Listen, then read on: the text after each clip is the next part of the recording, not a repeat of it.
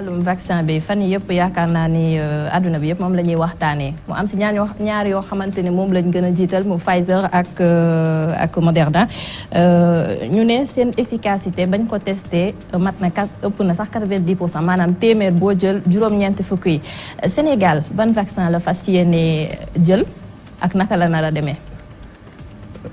Bonne question. Loolu nag yaakaar naa ne il faut ma expliquer leen déjà position Sénégal par rapport ak processus su choix au vaccin. Sénégal dafa nekk dëkk boo xam ne dafa am benn tradition de vaccination dans le cadre du programme élargi de vaccination. Bon nag si biir ministère de la santé am na direction boo xamante ne mën naa wax ne loolu mooy liggéeyam. Maîtriser tout ce qui est stratégie de vaccination. Si biir loolu aussi Sénégal dafa nekk si benn dispositif communautaire. Mais au-delà dafa bokk ci benn alliance parce que vaccination bi benn réew rek en Afrique ou dans certains pays mënu ko porter moo tax alliance bi ñuy wax alliance COVAX ñoom ñu ne nañu daje muy téeméeri réew ak juróom-ñaar fukk. ñu ne nañu daje ñun ñu bokk pour que vaccin bi bés bu ñu koy mettre en œuvre ñun ñu bañ a nekk ci gannaaw ci biir réew yooyu am na juróom fukk réew ak juróom-benn yoo xamante ne ay réew la à revenu intermédiaire Sénégal ci la bokk.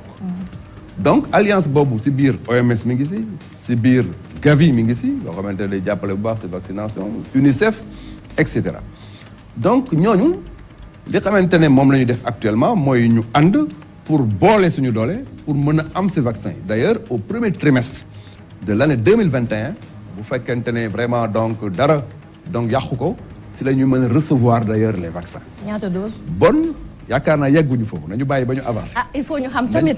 nañu bàyyi ba ñu avancé parce que dama la wax léegi ne am nañu liggéey ci stratégie de vaccination bés bu ñu fa yeggee on aura les doses suffisantes dans le cadre. Mais instant bi am ngeen idée si ñaata dose ngeen war a commander. danaa si ñëw may ma terminer donc Sénégal bokk ci initiative boobu tànnagul un vaccin ne bii vaccin la ñuy utiliser xam nañ ne candidat vaccin yi bëri na.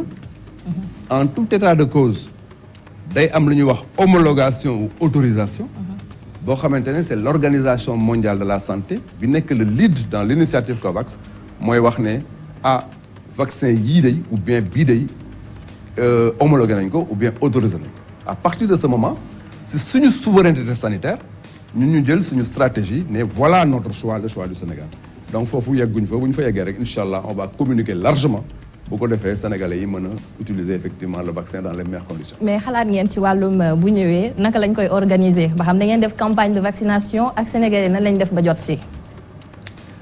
waaw li ma mën a wax mooy que ne day dugg dans le programme de vaccination du Sénégal. Bon day nekk une initiative nationale gérée et maîtrisée par l'État du Sénégal.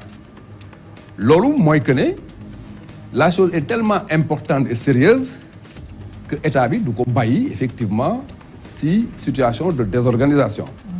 moo tax dañuy dem dans un schéma boo xamante ne danañ ko mettre à la disposition du système de santé. Comme tey au niveau des tests par exemple Covid gis nga ne tey Sénégal dafa mettre en place un dispositif de laboratoire un peu partout dans le pays.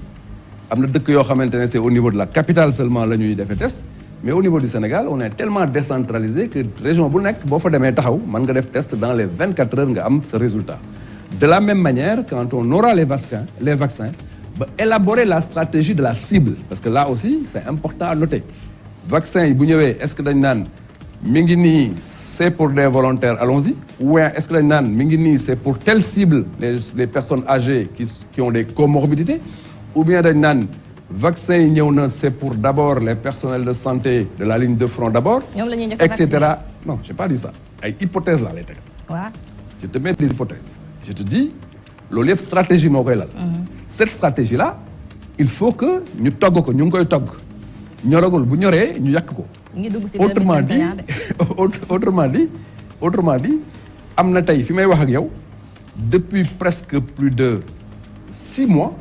ay experts yoo xam ne bu ñu xëyee suba ba bu ñu ñibbi ci stratégie de vaccination bi la ñuy liggéey pour accueillir le moment venu les vaccins élaborer la stratégie et le mettre en place avant d'ailleurs ñu yegg ci fin de premier trimestre bi danañu effectivement donc xamale loolu yëpp mais pour l'instant je crois que c'est prématuré pour que dans cette émission may aborder la question. D'accord comme stratégie bi taxawagul vaccin bi tam accès gu Sénégal waaye dafa mel ne problème tàmbale naa am parce que dafa am Sénégal yoo xamante ne ni étude bu nga xamante ne waa bureau de prospective économique ñoo ko réalisé laaj Sénégalais ndax bu Sénégal amee vaccin ndax dinañ nagu ñu vacciner leen waaye dañoo nemmeeku ne lim bu takku maanaam 57,5% des Sénégalais yi nga xamante ne laaj nañ leen nee nañ ñoom du ñu vacciné wu parce que wóoluwuñ ko seul 38 virgule et quelques ñoom ñoo ne nangu nañu loolu nan nga ko gisee.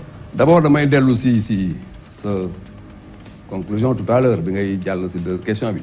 stratégie bi taxawagul stratégie bi waxuma la taxawagul dama ne stratégie bi mënaguma ko communiquer fii ma toog ak yow. mais nous sommes dans la stratégie et nous savons bien ce que nous faisons je crois que loolu c'est important à clarifier. L'autre élément mooy que ne bon c'est vrai que dans l'histoire de la vaccination c'est àdduna bi booy donc étudier vaccin bu bees buy dugg. lan mooy doon réaction population yi très souvent day am une crainte très souvent yaa ngi fàttaliku je crois que loolu da nga ko vivre d'ailleurs en direct bi ñuy dugal vaccin contre le cancer du col de l'utérus le HPV bi ñu koy dugal mais sénégalais yëpp dañ non du ñu yóbbu seen doom mais loolu déggatoo ko aujourd'hui ça se passe bien ah non de toute façon nous on a moi j'ai les chiffres je sais que aujourd'hui nous sommes en train de dérouler cette politique dans le cadre du PV sans aucun problème. Et d'ailleurs, les résultats, les Sénégalais dañ ko sentir si kanam bés bu cancer contre le col cancer col de l'utérus wàccee bu baax donc les choses se passent bien.